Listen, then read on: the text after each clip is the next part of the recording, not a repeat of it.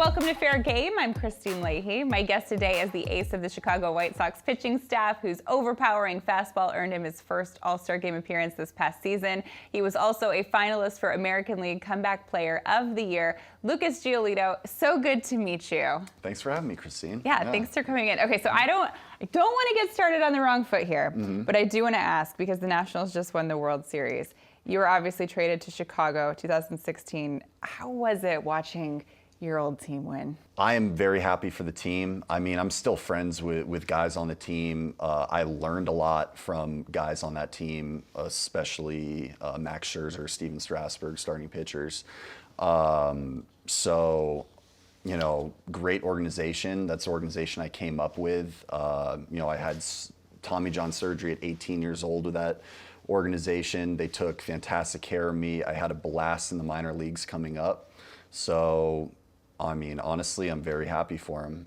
That's been a goal of that organization ever since I got there back in 2012. So I'm glad they achieved it. Okay, but were you really like rooting for the Astros secretly? No. Not even a little? Mm-mm. Did you congratulate anyone on the Nationals? Yeah, I reached out to, the guy I'm still close with is Eric Fetty. So Okay. I reached out to him and, you know, I've been asking him like, how was the parade and all that stuff. So, yeah. Does it hurt or it's okay? No, it doesn't really hurt because I think that if I wasn't traded, then, you know, all the series of events to lead me to where I am right now wouldn't have happened, and who knows like what could have happened. Yeah. When I was with that team and I got called up to the big leagues in 2016, I was not ready to pitch in the big leagues, physically, mentally. No, I just wasn't there yet, and I put a lot of pressure on myself, and you know, didn't live up to expectations, and so yeah, and ended up, you know, being a situation where the Nationals needed players that were ready to go. They were trying to win now, and I wasn't really quite there yet. So the trade worked out really well for both sides, I think you could say right now. I want to talk about that because you mentioned like you weren't quite ready then, and obviously things have changed a bit. In 2018, you had the worst ERA among qualifying pitchers. Why are you smiling about this? Because every time people talk about it, it like reminds me of the kind of the turnaround, the work I put in. It's like a little reminder like, hey, like keep going, you have to keep working on stuff, because that is where I came from. But it's also so cool that you went, I mean, that says something, the worst ERA among qualifying pitchers, to where you are now. It just shows most walks too, I think. Yeah. I mean, I wasn't going to go there. The numbers weren't good. Yeah, but that says a lot about you, especially, I mean, I know pitchers, you guys are very in your heads a lot. So to be able to overcome that and get to where you are, I think that says a lot about you. Who was by your side during that time? A lot of people. I feel very blessed in the fact that I have an extremely supportive family, the White Sox organization, coaches, players, the whole staff.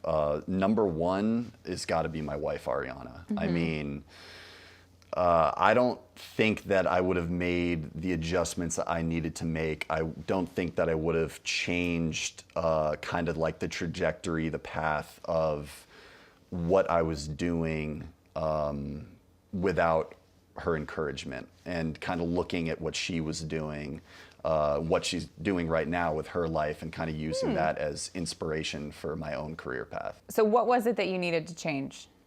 Oh, man. The number one, for sure, confidence. So confidence in myself. How do you change that?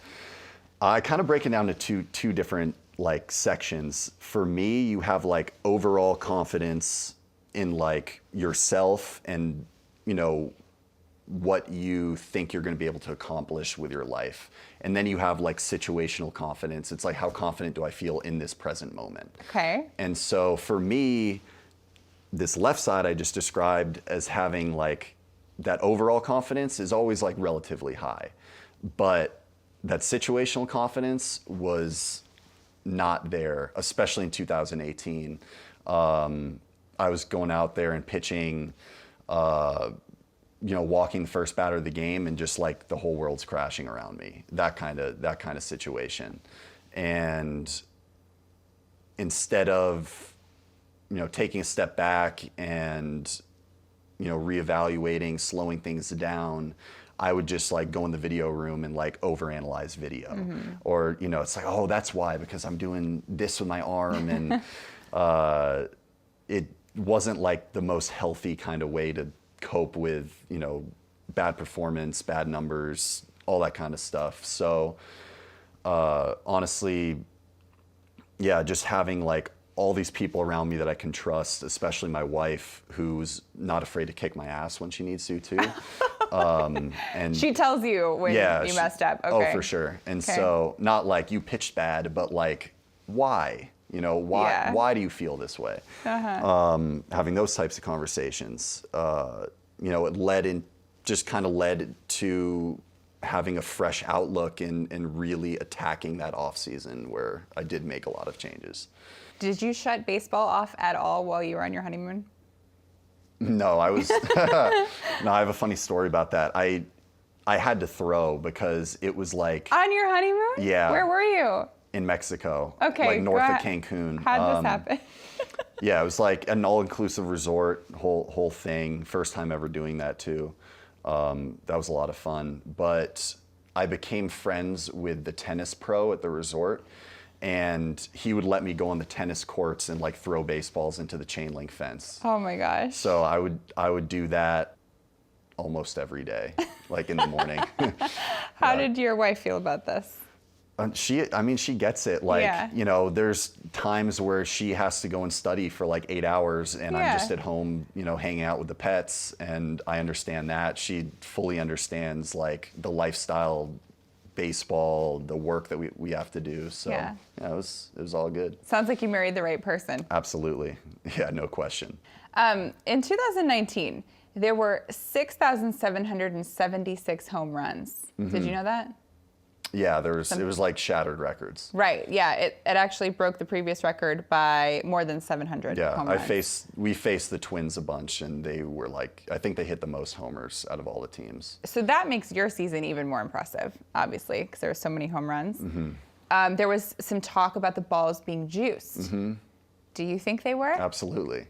Tell me more. I don't have a ton of details. Like, I'm not into all the science, but I have, looked at stuff whenever someone's talking about it. There's always like a Twitter thread, and people are like giving out data that they see on like, if in years past when a guy would hit it at this launch angle in this stadium at this many miles per hour, like it would travel this far. Well, now the ball's traveling this far.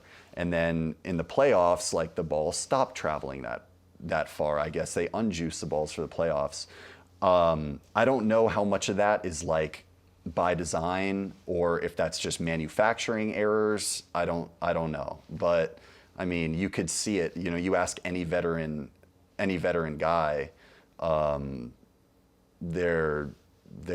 they just playing baseball for 10 years. You like kind of know like what a ball's going to look like off the bat, and it was just jumping. You're holding them. Do they feel suspicious? So here's the thing. Like my first experience in the big leagues was 2016, very little time, and then 2017, 7 starts, and then 2018, 2019. I haven't noticed like too much of like a physical difference,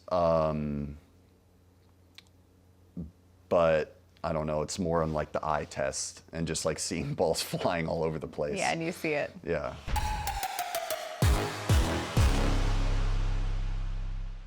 Check out our YouTube channel, FairGame on FS1 to catch all the best highlights of our show. And don't forget to hit the subscribe button so you never miss an episode.